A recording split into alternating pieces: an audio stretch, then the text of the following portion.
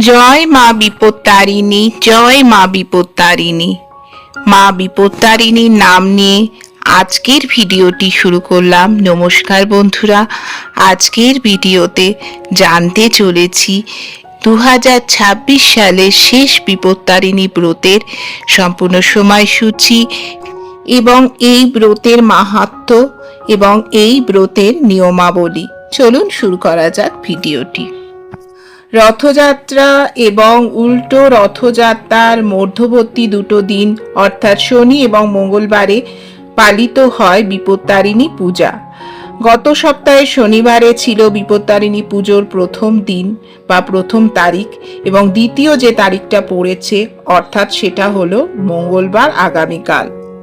2026 সালে বিপত্তারিণী পুজোর শেষ তারিখটি হলো 21শে জুলাই, 4ঠা শ্রাবণ, মঙ্গলবার অর্থাৎ আগামীকাল। এবং এই পুজোর সব থেকে শুভ সময় রয়েছে সকাল 7:50 থেকে 2:41 মধ্যে। চলুন জেনে নিই এবার এই ব্রত পালনে কি কি লাগে। ঘট, আম্রপল্লব, শীষসহ ডাব, একটি নৈবেদ্য, 13টি গিট দেয়া লাল সুতো, সঙ্গে 13টি দূর্বা বাঁধা, 13 রকমের ফল, 13 গাছি লাল সুতা, 13টি দূর্বা, 13টি পান, 13টি সুপুরি। চলুন এবার জেনে নিই বিপত্তারিণী পুজোর নিয়ম কানুন। ব্রতের আগের দিন নিরামিষ আহার করলে ভালো। উপবাস করে নিষ্ঠা করে সব উপকরণ দিয়ে মা বিপত্তারিণীর পুজো করতে হয়।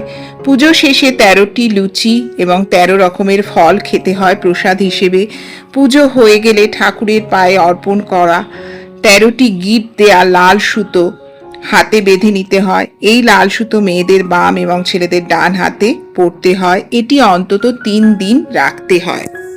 বিপত্তারিণী পুজো হয়ে গেলেও সেই দিন চাল বা গমের জিনিস একদমই খাওয়া নিষেধ।